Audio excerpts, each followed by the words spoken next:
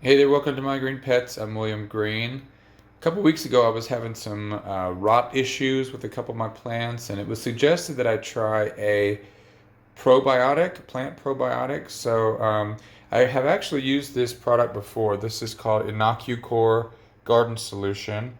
It was carried by First Rays for years, and now it's being carried by Arbico Organics. And it's a tea of two of a bacteria and a fungus. So you have the one species of bacteria, and then you have a species of yeast. I think yeast is a fungus. Maybe I'm wrong. So you've got populations of these two organisms, and what you do is you inoculate your plants with these cultures. And the idea is that the bacteria will actually improve the conditions for the plants either by I wish I knew the science behind it. I think the bacteria can actually inhibit the growth of harmful bacteria like Erwinia, for example. I would love it if they actually ate the bad bacteria. But anyway, this is what they suggest that you do if you have a plant that's particularly stressed.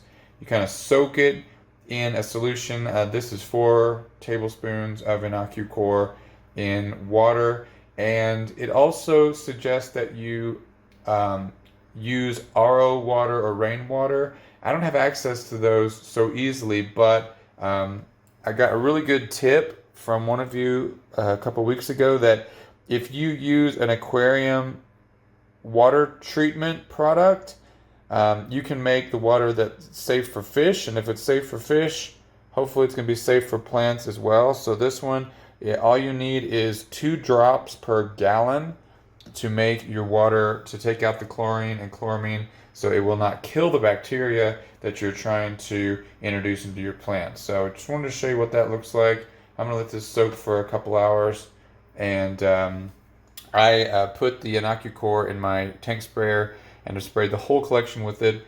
And the directions say to do it once a month, so I'll probably follow that. I might do twice a month at first just to see, but we will see if we have any improvement in the collection. All right, let's go look at some other stuff. So this week I began plant sitting for a friend who's going to be traveling for a couple months. So I'm going to have some plants in here that aren't mine for a while. It's kind of interesting to have something new, and it's nice that they're going to go away, so they're not like I'm not going to have them for a long time. But you can see Phalaenopsis over here is in bloom, still looking nice. We've got Phalaenopsis schilleriana still trying to struggle. I might give this plant an Inocucor treatment as well. I don't know if it'll do anything, but at this point, we don't have anything to lose. There's some succulents. It's a nice thing in bloom here. I don't know what any of these are called. I think this is a Hoya actually. And then this little guy's really cool. It's got like a bulb down here. And then this is absolutely beautiful. This is called a Chihuahua flower, I think. Super pretty. And then of course Cattleya. So window's got a couple different things in it for a while. And then over here I've got my I've got this as a string of pearls plant and then some kind of crassula. So these plants are going to be hanging out with my green pets for a couple months. Let's go to the tent. All right, isn't that nice? Warm, humid morning in the tent. We're going to look at everything briefly today, just kind of give a good update. A couple more plants that I'm taking care of down here. We've got a big Phalaenopsis. Got a couple other plants that I think it's called an area. Eria. Really cool little flower there. Blooms on leafless bulbs. Got a Bulbophyllum capilipes, I think. And then a Dendrobium lawsii, something like that. Looks like a big centipede. And then a mounted Phalaenopsis as well. So these guys are hanging out. I obviously, obviously concerned anytime you bring a plant into your collection. Are there bugs on it? Is there pathogens on it? And there could be, but at this point, I feel like if there is, I'll deal with it. All right, so let's check out what's going on up here. Let's start on the right side. So first thing I did, I moved some things around. You'll notice all the plastic pots are over here, and the reason is because plastic pots dry out more slowly. My Cattleyas, especially my Cattleya rexes, they need to dry out quickly. They need lots of air at the roots, and the schilleriana as well. They like to dry out quickly. They do not like to sit in water. So the air from the fan, you can see it kind of blowing against the side of the tent there. It blows down here. You can see it blowing on Cycnodes Wine Delight, and there's more air circulation here than anywhere else in the tent, and the plants in plastic pots, in order to keep them from sitting in water, I think that's the best thing to do. The Cattleyas, everything's pretty much out of bloom at this point. Cattleya maxima still has a few flowers left, but it's dropped most of them. Cattleya walkeriana has just completed this nice new bulb. And this plant seems to be growing a little bit more according to the timeline that it should. Last year it grew new bulbs in March and then again in July.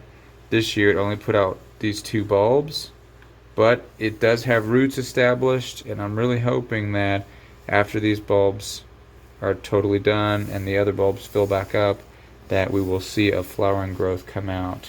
That is the hope.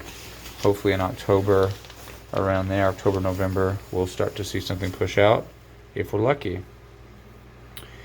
The seedlings are doing pretty good. I sprayed a couple different things a few weeks ago. I sprayed Physan as a disinfectant. I also sprayed Phyton 27, and I think the Phyton killed all of the roots.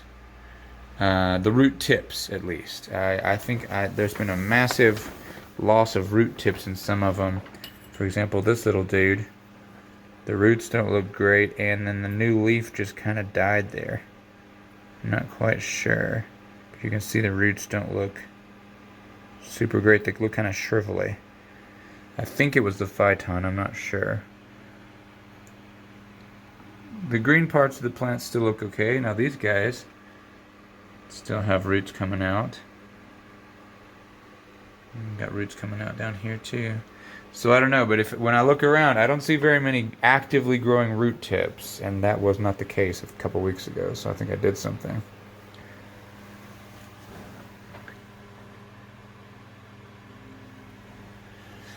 My Catasetums, this is Momodia Jumbo World in its full end of growing season glory. And the bulb is really starting to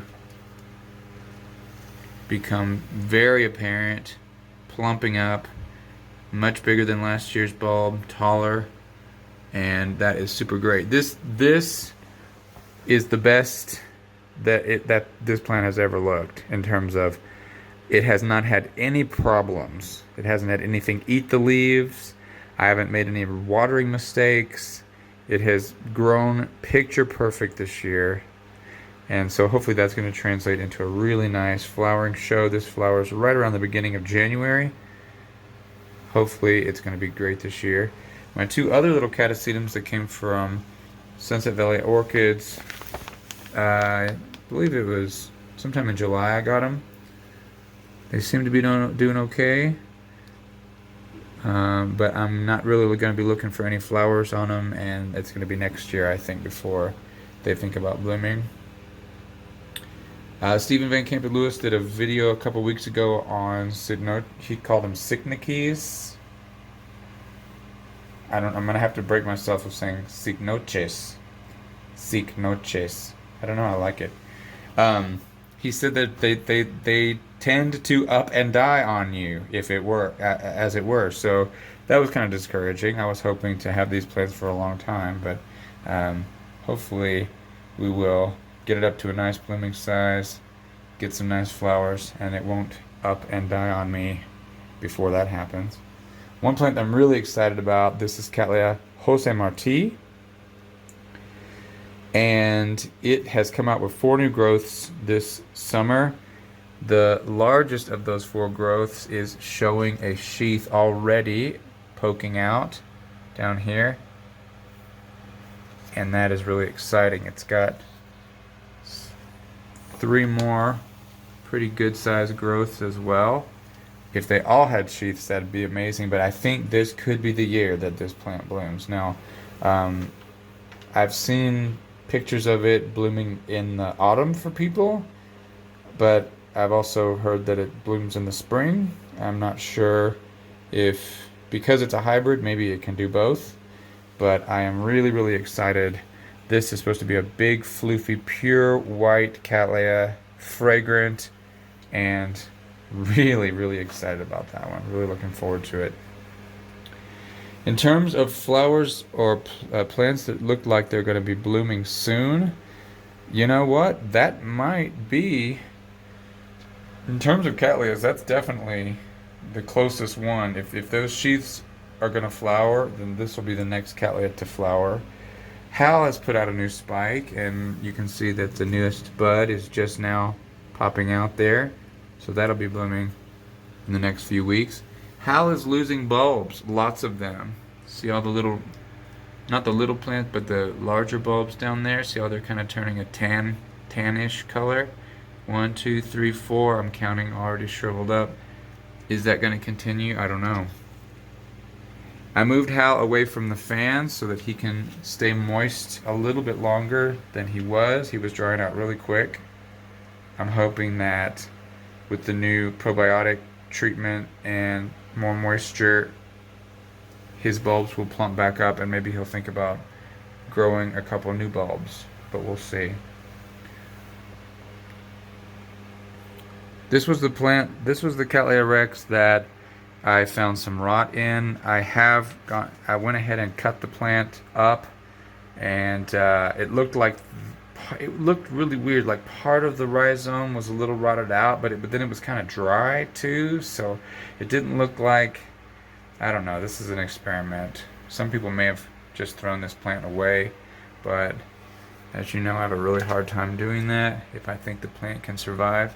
It does have a new growth coming out down there at the base, and then the back part of the plant just completed a new growth as well. So this is actually one plant's been cut into 2 because I cut out the rotty part. So we will see how this does. You can tell it does not look very good. Bulbs are very wrinkly, leaves come out kind of a funky shape. But we'll see. If you, I'm gonna make an offer here. If you want this plant, I'll send it to you. All I ask you to do is pay for the shipping, but I'll send you this free of charge. If you would like a project to try to save it, it's yours. Just let me know. Send me an email, mygreenpetscontact@gmail.com. I'm sorry, mygreenpets.contact@gmail.com. Send me an email, and if you PayPal me the shipping, which probably be about, I would say like $15 to be safe, I'll send it to you. Let's see what else. Bulbophyllum. This one's finally, last week we made a video about my Bulbophyllum's not doing anything. Well, this one is. You can see it's got a new growth coming out. Looks very shrivelly, but the roots are growing, so can't complain too much. That's a good thing. Bulbophyllum medusae. I don't see any. I see new roots. I don't see any flower spikes, but I think I might get lucky. I might get one. This little growth here might put out one flower spike this year. If not, it's okay. I'll miss it, but it'll be the first year in many years. In fact, it'll be the first year since I've had this plant in 2014 that Bulbo medusae doesn't bloom this year, if that's the case. But we're hopeful that it'll put out at least one. All right. couple of my Rexes are getting ambitious and trying to put out a late season growth. This is Killa. Killa bloomed for us with a really nice, well arranged inflorescence, and putting out a new growth down here. That will take at least 3 months. August, so we're September, so all of September, October, November. So that growth will be completing itself while it's in the dry season. I might give it a little bit more water than I normally would, but I have to be careful. You really have to be careful during dry season. It is a difficult time. In fact, I think sometimes for some of these Cattleyas, it's better just to not water them and let them shrivel up a little bit, because they can handle that much better than they can handle too much water. And too much water during the dry season is really easy to do. Anyway, that's it for my green pets for this week. Thank you guys for tuning in, and I hope you have a great week. See you next time. Bye.